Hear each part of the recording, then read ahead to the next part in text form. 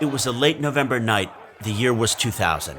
Weeks earlier, the Al Gore versus George W. Bush election had yielded the most inconclusive results in American presidential election history.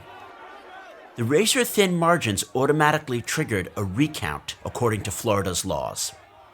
It was at this moment right-wing lawyers who'd flown in from D.C. decided they were going to take ownership over who would become the 43rd president of these United States. Florida became a battleground, but became a battleground in a way that was really quite alarming for a number of different reasons. Sean Wilentz, professor of American history at Princeton University, was absolutely shocked at the time to see a scuffle break out in Miami-Dade County. A group of people, Republican staffers, at one point, at the order really of a particular New York congressman, invaded the place where the Miami-Dade recount was occurring and shut it down. Republicans cheered the decision to stop the hand counting they'd been fighting for weeks. And that was extraordinary. And you look back on it, and it becomes even more extraordinary. Because one of the people in that crowd was a man named Matt Schlapp, who is now a very prominent Trumpian. And here he was, back in 2000, shutting down that very important procedure. This riot signaled a slide into something new. And then, of course, comes the Supreme Court's decision, in which basically this court took it upon itself to pick the next president. It said that George Bush won the election by 570-odd votes. Actually, Bush won the election by 1 vote on the Supreme Court. You know, it was a completely corrupt decision. Here, the judgment of the Supreme Court of Florida is reversed. That was the judgment that had allowed these broad counts to go forward. So there was a break, and you could see it. I mean, look, the Republican Party, which was in the process of becoming more and more extreme, they can look and say, we can get away with this? What can't we get away with? I think that the irregularities surrounding the decision or the settlement of the 2000 election crisis, that was a no turning back point for American politics, leading us to where we are now. We had entered a different era of geopolitics, one defined by chaos, where democratic norms and established institutions were being challenged, and events taking place in one part of the world were having unexpected consequences in other parts of the world. We are living through the era of the global enduring disorder. I'm Jason Pack. And I'm Alex Hall, and this is Disorder, a podcast where we look at pressing global issues like climate change, tax havens, or neo-populism, examine how they've come to be part and parcel of our era of global enduring disorder. We'll finish by proposing implementable solutions to restore effective governance that will, ultimately, help us find a semblance of order. In today's episode, we're going to unpack the rise of political figures like Putin, Erdogan, Trump, and the Hungarian leader Orban, what we call Neo-Populists. This is a term used to describe a new type of populism. Jason spoke to some leading experts to help us find out what exactly a neo-populist is. How have they come to thrive in our disordered world? And what makes them so different from the populists that came before? But as always, we'll end each episode with a more optimistic note ordering the disorder, suggesting some ways in which we can counter neo-populists, halt the disorder they thrive in, and try to find some order out of the chaos they've created.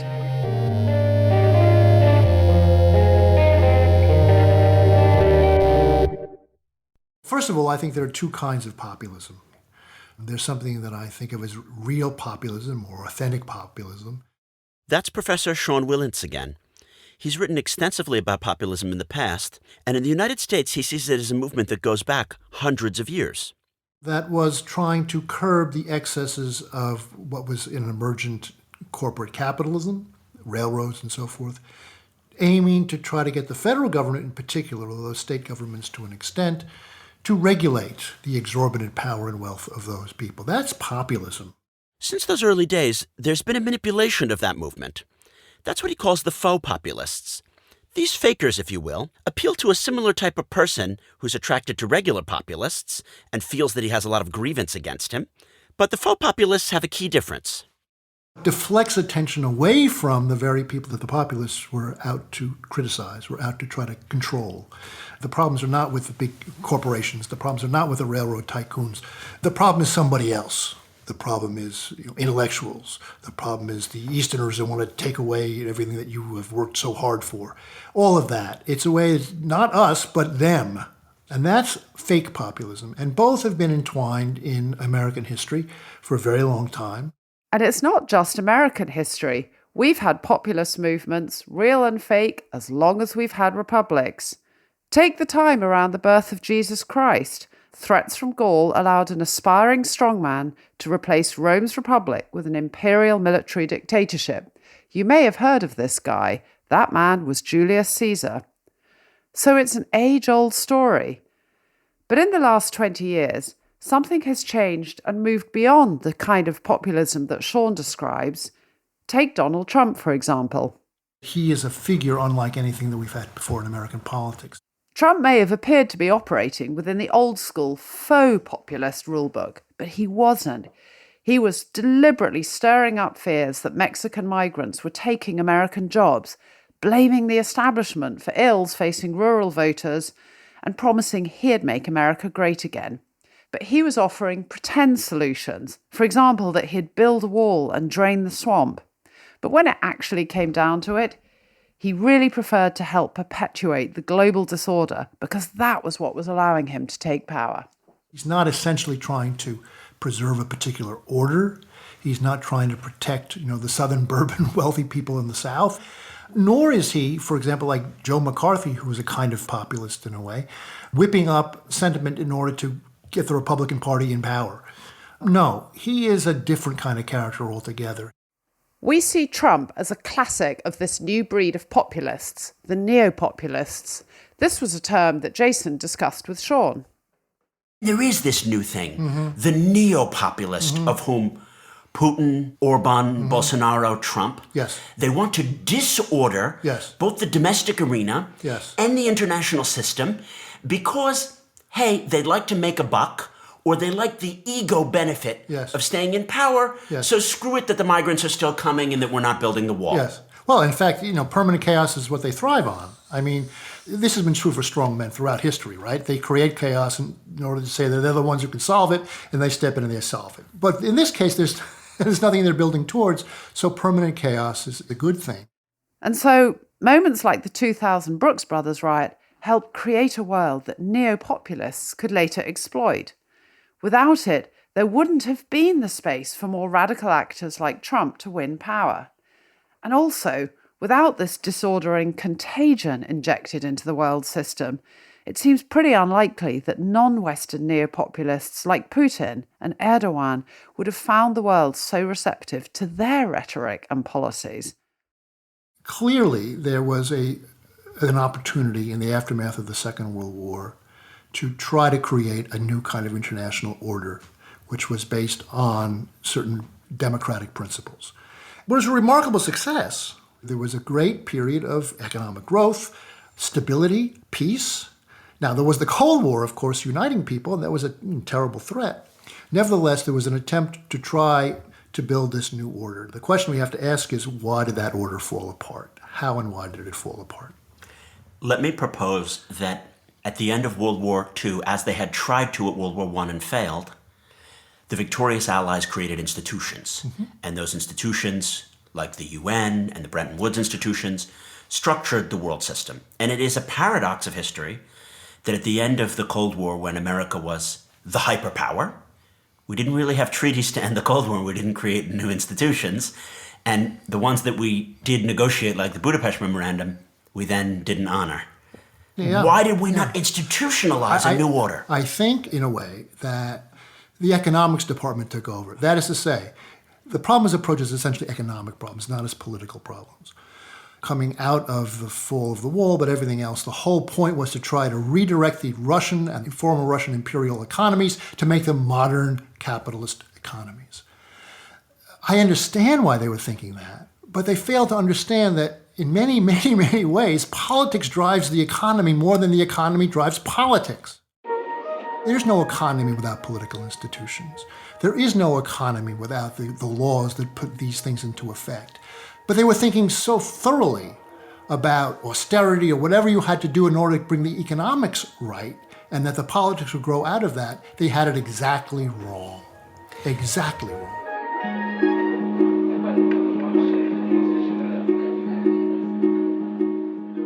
There was no greater opportunity to bring about a novel geopolitical order than in the aftermath of 9/11.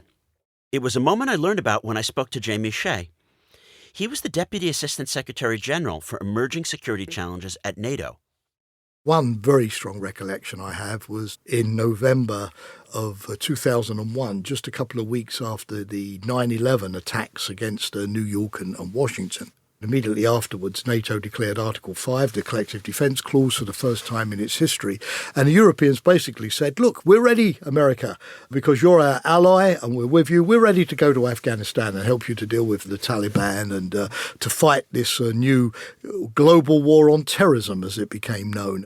He's talking about how defense ministers from across NATO met with Paul Wolfowitz, the American Deputy Secretary of Defense at the time.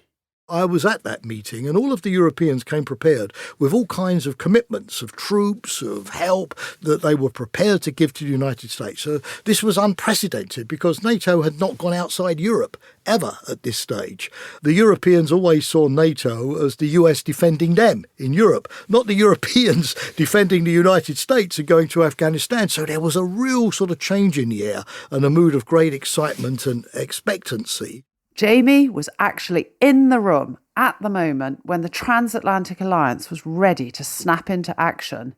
The Europeans were ready to act and to be guided by their hegemonic ally in its time of need.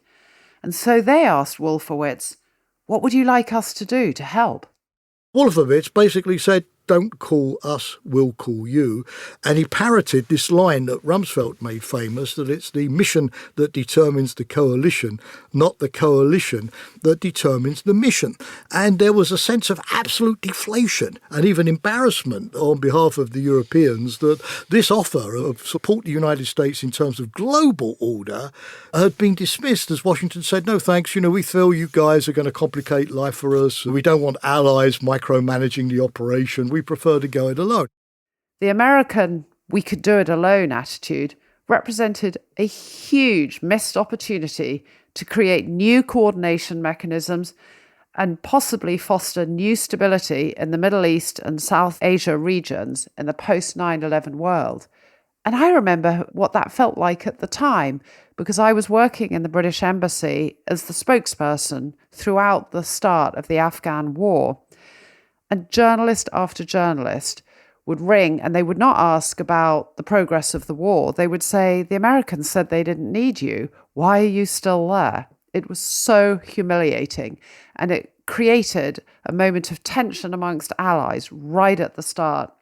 If all of NATO had gone at the very beginning with the United States in 2001, when we had the support of the Afghan population, when countries like Iran, Pakistan, Russia, China were still prepared to work with us, we could have not just got rid of the Taliban, but I believe we would have had a proper strategy for rebuilding the region in cooperation with partners. We would not have had that chaotic withdrawal from Afghanistan. If you asked me to cite a juncture where there was a fork in the road and things could have gone off in a different direction and, to my sense, a better direction, this sort of arrogance, to be honest with you, of the United States after 9/11, the belief that it didn't need allies, that it could shape the world in its own image all by itself, was something I think that probably Wolfowitz and Rumsfeld, even if they wouldn't say it publicly, recognised was a lost opportunity and a mistake afterwards. Well, I'm embarrassed hearing this story as an American, because there was that amazing moment where the world rallied together to support what had happened.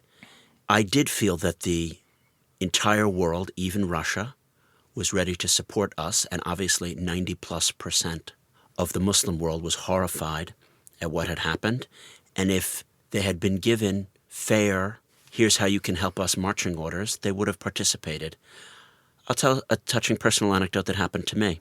I had my Fulbright in Syria, and my Arabic was reasonably good by 2004 when I was there.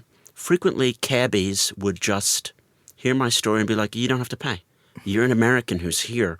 learning Arabic and bridging our cultures. But the most touching was a Sunni cabbie who had a Quranic tape on in the cab, with tajweed and everything. And at the end of the ride, he said, "Please take my keychain." And I looked at the keychain, and it had a picture of the Twin Towers, and it said, "We will never forget," in English.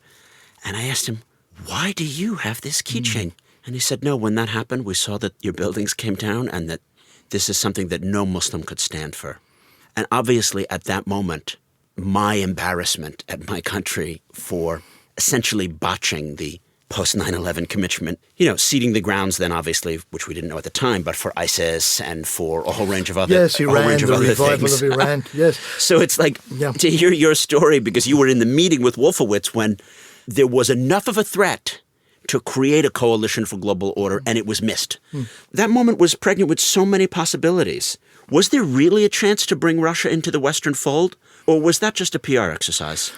Putin was the first person to phone George W. Bush after 9/11 to express condolences and willingness to help. The Russians, of course, given their own experiences in Afghanistan, which had gone as badly for them as it did later for the Americans, knew about the threat to themselves of terrorism. Putin wanted to show that Russia could be an equal partner to the United States, that its assistance was indispensable. In other words, look, bring us in and we can help you solve the problem, leave us out, and we can make life difficult for you, as the Russians showed later on. But I would say that when I dealt with relations between NATO and Russia at NATO for many years, the one area where until the bitter end we stuck together, NATO and Russia, was Afghanistan.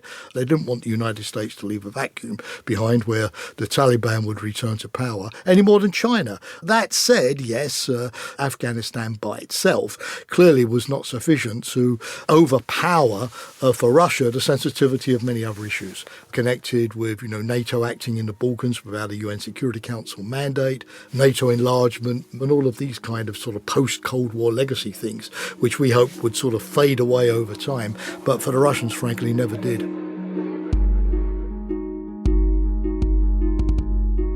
It's time for a short break, but afterwards, we're going to hear about how the Obama administration completely mangled their attempt to improve relations with Russia.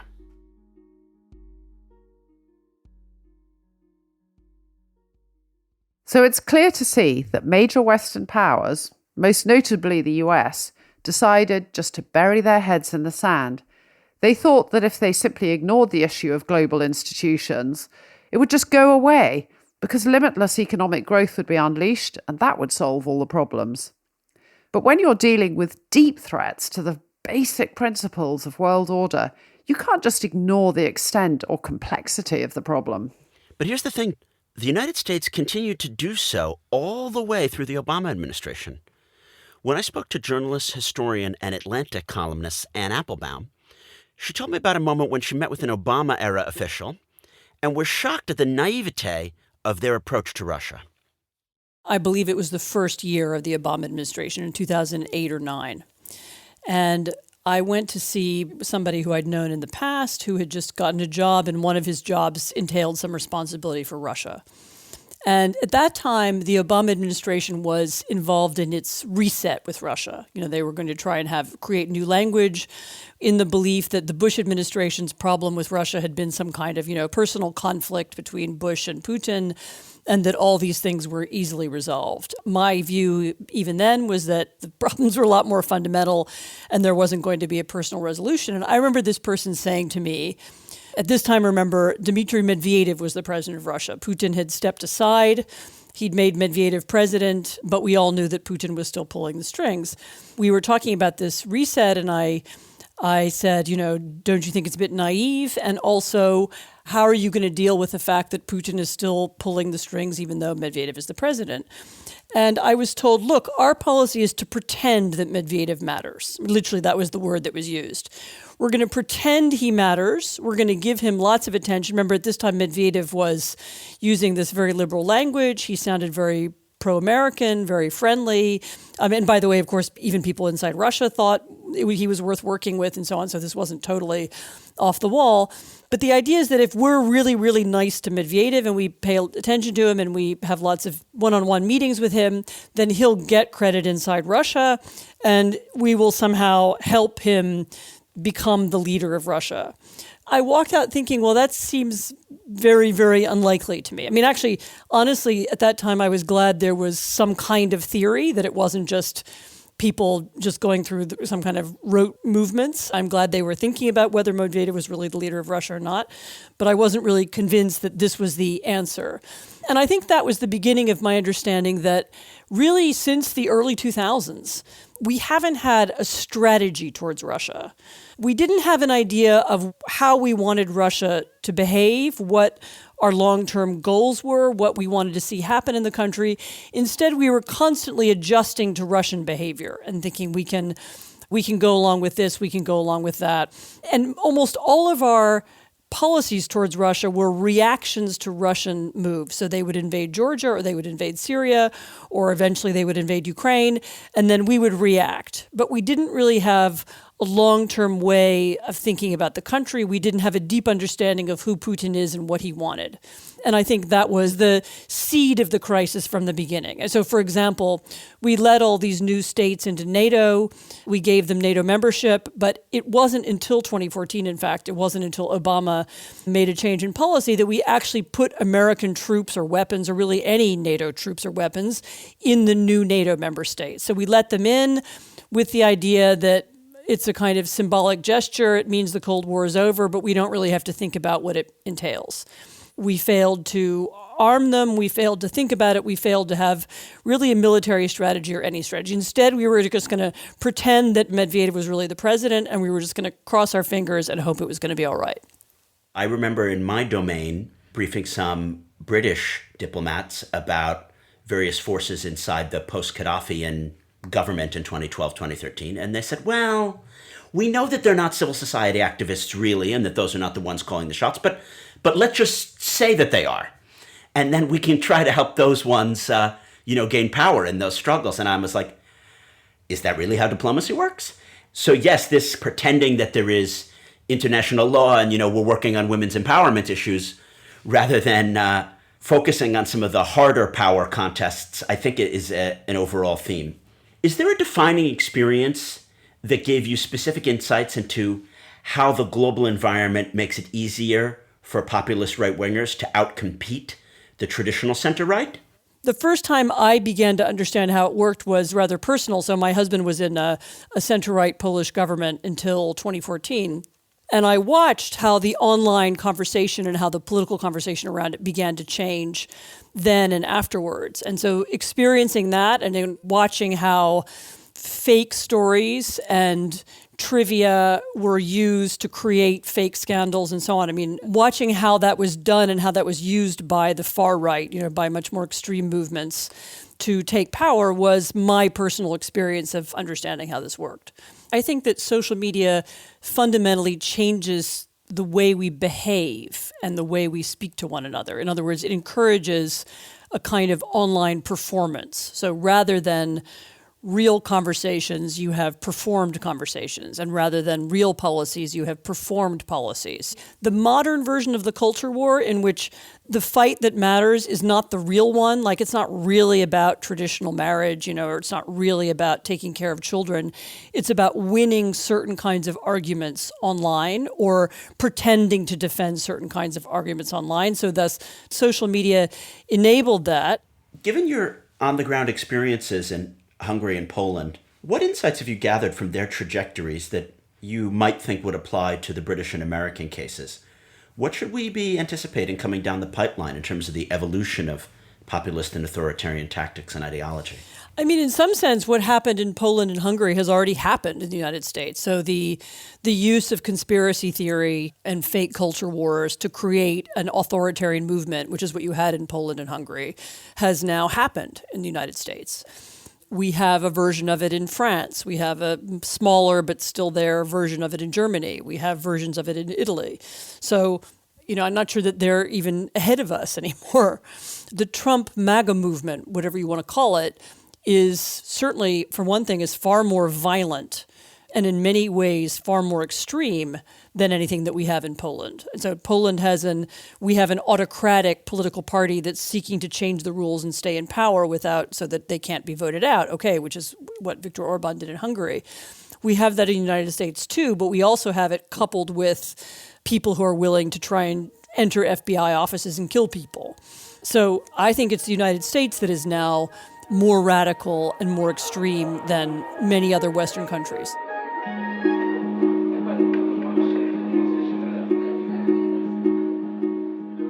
So now we know how we got here. It was a combination of missed opportunities and flawed economic theories. That's what led us to a disordered world order in which neo-populists could thrive. But how did all these big picture developments taking place on the macro global level affect people locally? America's gradual slide into neo-populism was seen firsthand by Jonathan Weiner. He was State Department's special envoy for Libya during the Obama administration. He spent decades working as a diplomat and international lawyer.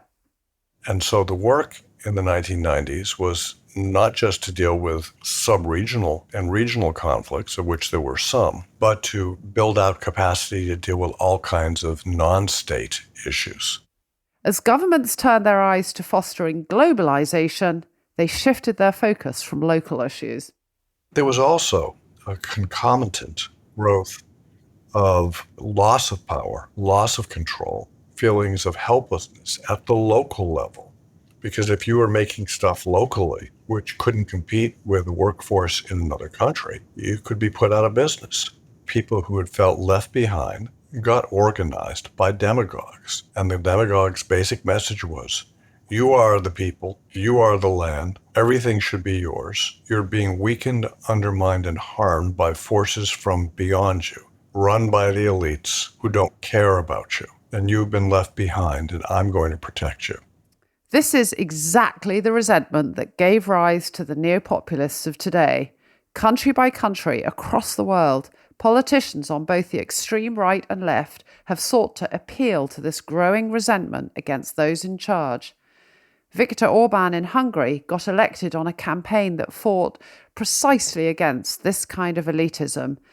And you could even say in the UK, the Brexit movement was won by arguing that they could take back control from the global elites in the EU.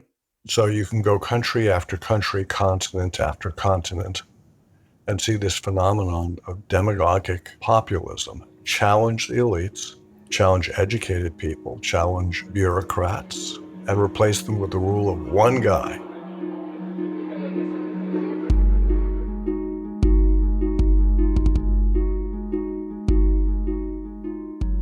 Neo-populist leaders across the world have ripped up the existing rulebook and seem only interested in disorder.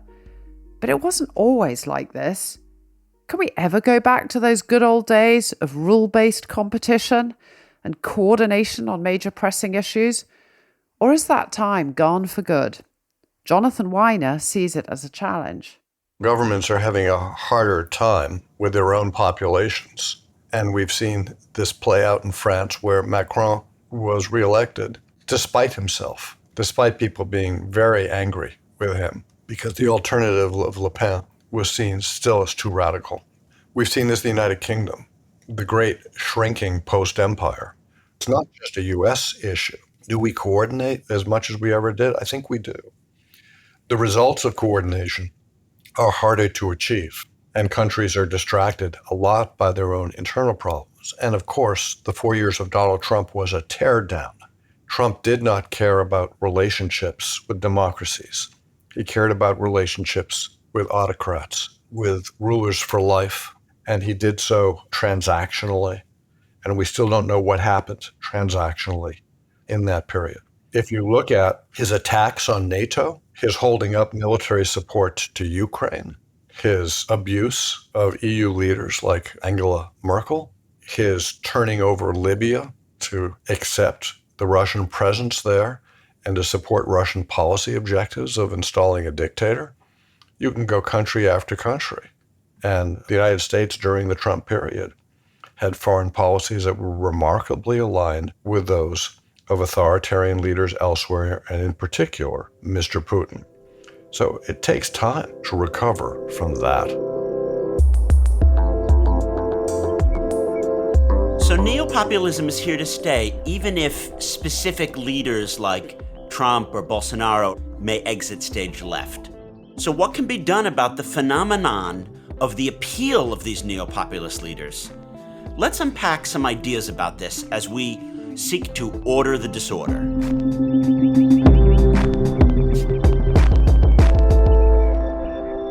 Well, let me kick off here, Jason. Like everything, it's going to be easier said than done. But the real takeaways from me from today's interviews were the need for more honesty in today's politics and treating our voters with respect and less of the performative politics. I mean, we do have this problem of disinformation.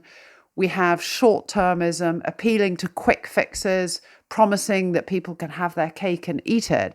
And we need more leaders coming up who are willing to challenge those narratives and push back and just be honest. I mean, I'm looking in the UK, for example, and I have to confess I'm a little bit disappointed because I don't think the opposition is still doing a good enough job to push back on some of the dishonesty. They're just saying that they can deliver Brexit better, for example, but they're not actually really puncturing some of the dishonesty that lay behind Brexit in the first place. They're running scared of voters. And I think we need leaders who are willing to treat voters like adults. Politics has always been about an information war. You not only have to propose better solutions than your opponents, you Definitely. have to defeat their narrative, their information war, and make your case sound more appealing.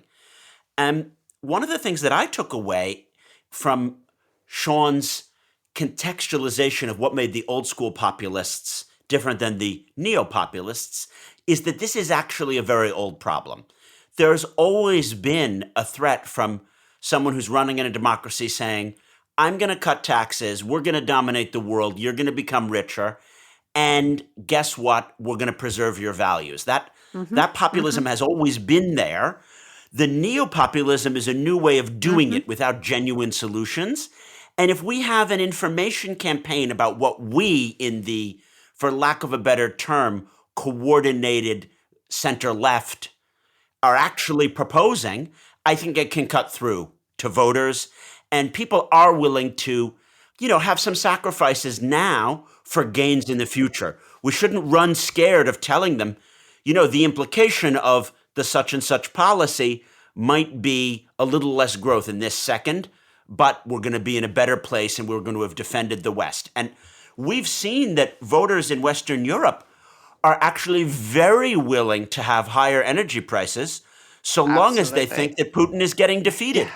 People are willing to do their part to fight populism and neo-populism globally. I think that's absolutely right. And you're right to point to Ukraine as an example of what can be done. I mean, that's the first time in years that I have seen the Western world so united and so strong and also honest with their populations about the fact that maybe energy prices will rise, but people have been willing to take that hit because they really see what's at stake. So I think when there are real issues and leaders are willing to be honest, voters will follow. I think what's harder, however, and I think this is really hard for democracies, is learning to tackle the underlying issues and the longer term problems and not always allowing the immediate and the short term to displace tackling underlying problems. We sort of feel like we're constantly firefighting. There's always a constant crisis. There's always an election 3 months down the road, 6 months down the road. And so you're always looking for quick fixes that just buy you more time. And again, as some of our interviewees have said, we've come up with solutions that paper over the problems and get us through those next 6 months, but don't actually tackle the underlying issues. So it's important to point out that we may be going to neo-populism 2.0. Sort of better neo-populism. Well, more effective and potentially worse in implication neo-populism, because the buffoons of Trump and Boris are out.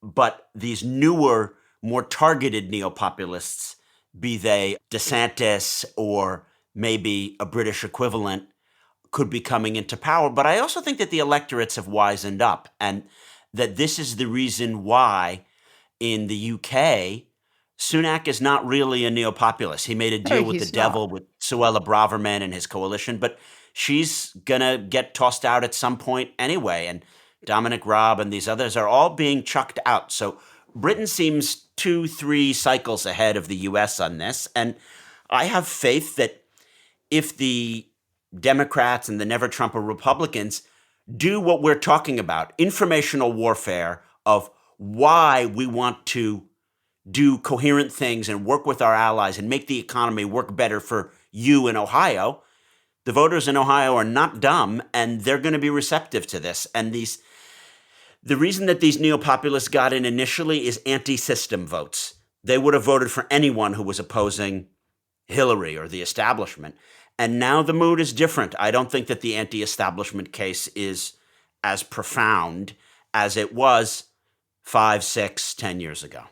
I hope I can share your optimism about the UK. I mean, I really worry that we're beginning to see more of the culture wars in the UK that you've had in the US. I mean, particularly around transgender issues and the migration issue. And the way that some members of the government have been weaponizing rhetoric against migrants and threatening to pull out of the European Court of Human Rights.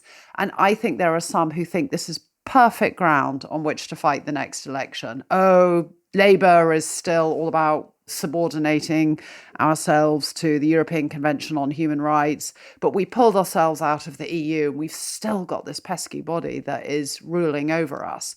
And I think there are Conservatives who think that's winning terrain. But on the other hand, I think you're right. I think the average British voter has not been entirely impressed by what they've seen from Boris Johnson and Liz Truss. And they are beginning to think maybe this populist rhetoric actually doesn't deliver for us. For sure. There's authoritarian learning just as there's neo-populist learning. And consultants from the alt-right in America have been imported by a whole range of European neo-populist movements, and they're learning new tactics on how to copy a Fox News this and a culture war that. But I think that there's also learning in the center about how to build coalitions. And when the moment comes, I see the West as being really ready to embrace this victory in the Ukraine war and turn over a new leaf about what we're about. Because globalism has gotten a bad rap and hasn't seemed to deliver for people. But when it delivers this victory in Donbass and Zelensky emerges victorious and we can all say we took part in this, I think that this is going to give a huge shot in the arm to tackling problems like working together on, for example, a new NATO-like organization to deal with the threat of neo-populism within our own societies. People need to be shown, look, it worked. When we work together, we can do amazing things. And in fact, there is no force in the world which is stronger than the united democracies. So something like an optics of Zelensky giving that speech in Kyiv when he declares victory, that can have amazing emotional implications from Los Angeles all the way through to Tokyo. So what's at stake in Ukraine is so much more than just the future of that individual country. I mean, I actually think it's the psychological implications of Ukraine. When I was in Georgia, the Foreign Secretary, William Hague, he and I were chatting in the back of my ambassadorial car, which happened to be a Mini with a British flag all over it.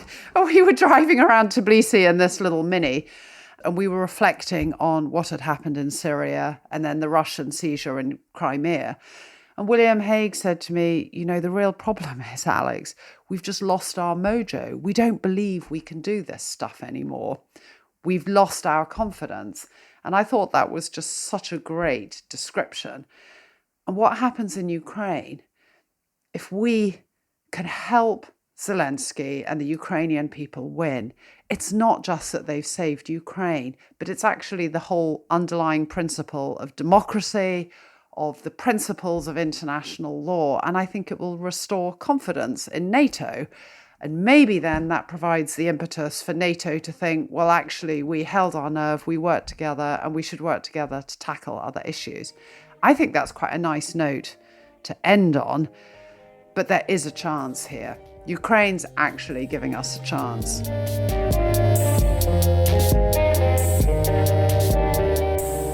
If you've enjoyed this show, then please make sure to subscribe wherever you're listening right now.